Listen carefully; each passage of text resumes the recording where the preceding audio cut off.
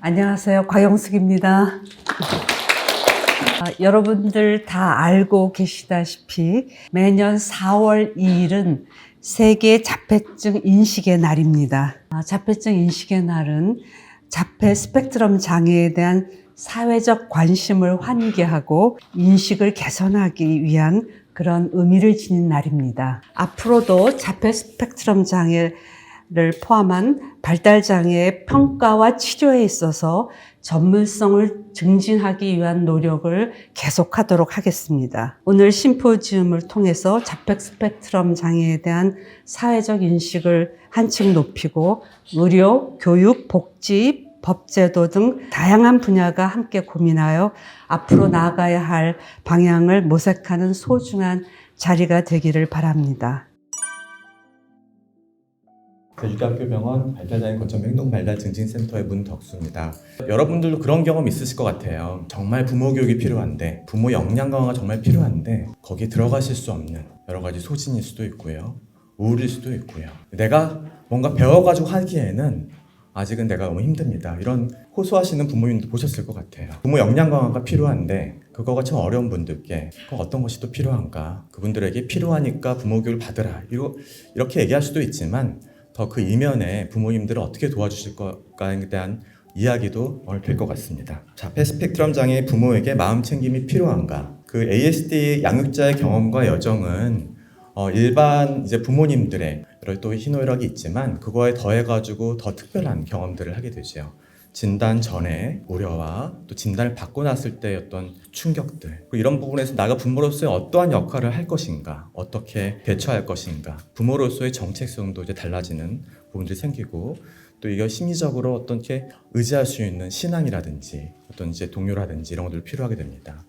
주변에서의 지원들도 있겠지만 사회적인 낙인에 대한 걱정들도 하게 되고요. 치료를 받고 싶지만 많은 대기라든지 치료를 받을 수 없는 현실들, 그리고 그 이후에 바라는 부분들은 있지만 이루어지지 않는 부분들, 또 때로는 어떤 부모님들은 법적인 문제, 또 학교 폭력, 가해와 피해, 또 심지어 이제 자녀를 먼저 하늘나라로 보내는 아픔을 이제 경험하기도 합니다. 마음 챙김이란 무엇일까요? 그리고 자기 연민이란 어떤 것일까요? 마음 챙김은 의도적으로 현재의 순간에 판단하지 않고 주의를 기울인다는 것을 말합니다. 우리가 모두가 가지고 있는 내면의 기술이기도 한데요, 스트레스와 고통에 대해서 유연하게 반응을 할 수가 있게 합니다. 내가 지금 어떠한 상태인지를 아는 것, 여러 가지 환경 변화라든지 경험에 따라서 내 마음이 어떻게 변화되는지를 내가 알아차릴 수 있을 때, 또 나의 생각과 느낌, 감각을 포함해서요. 그럴 때 내가 더 개발한 나의 신체의 감각을 일깨우고 나를 더 안정시킬 수 있고 내 마음을 돌볼 수 있는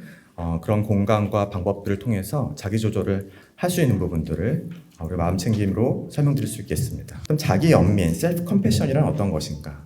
우리가 삶에서 경험하는 고통스러운 순간에 우리는 자기 비난을 하는 경우가 많습니다.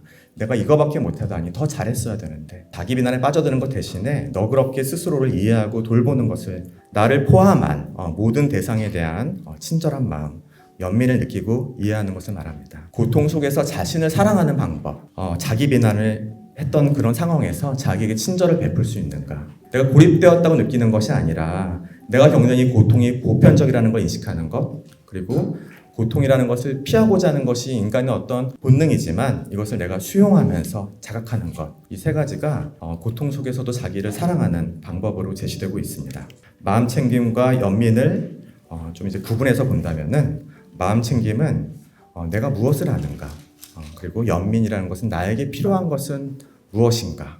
마음 챙김은 알아차림을 통해서 감정을 조절하고, 연민은 돌봄과 연결을 통해서 감정을 조절합니다. 마음이 고요해지고 따스해집니다. 제주대병원에서는 부모 마음 챙김 프로그램 운영한 경험이 있어서 이 부분을 소개드리고 마무리하고자 합니다. 2024년도에 이제 부모님을 위한 온라인 마음 챙김 양육 프로그램을 진행을 하게 되었습니다. 이 시간은 온전히 부모님을 위한 시간입니다. 그리고 아이의 행동을 어떤 교정하기 위한 것이 아니라 자기에 대해서 친절하고 좋은 친구가 되는 것을 우리가 연습을 하고, 그리고 어떤 자신의 감정적인 반응을 인지하고 스스로를 수용하고, 이런 부분들에 대해서 나누는 것을 제 목적을 알려드렸어요. 근데 처음에는 이런 부분들을 되게 익숙해하지 않으셨어요.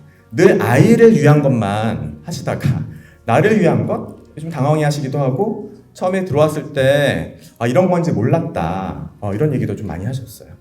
부모님들이 자기 자신을 위해서 시간을 쓰기가 참 어려우셨던 거죠. 시작할 때 저희가 12명이 이제 들어오셨어요. 그러니까 마인드풀 페어런팅이라는 좀 기존의 프로그램, 그리고 이제 마인드풀 셀프 컴패션이라는 이제 자기 연민적인 요소를 자폐 스펙트럼 장애 가족의 상황과 맥락에 반영해서 좀 스크립트들을 많이 수정하면서 좀 개발을 했고요.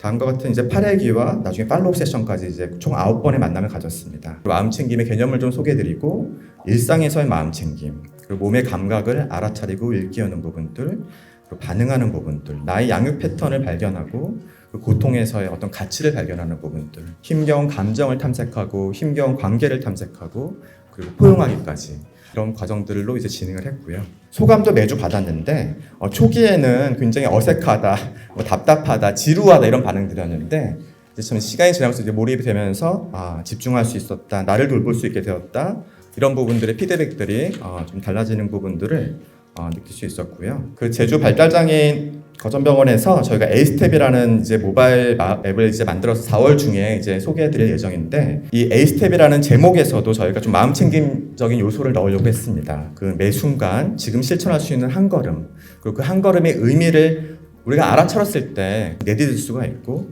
그리고 우리가 잠자리에 들었을 때 내일에 대한 불안과 걱정으로 잠자리에 드는 것이 아니라 만족스러운 마음으로 잠자리에 들 수 있는 것을 좀 바라면서 좀 이런 제목을 줬는데요. 시작은 마음 챙김으로 시작할 수 있게 첫 화면을 이제 구성을 했습니다. 주요 내용들을 좀 요약했을 때 이 세 가지 부분들, 고통에 대한 수용적 자각, 그리고 보편성과 연결감, 자기 친절을 유지할 수 있을 때 아이를 더 잘 도울 수가 있죠.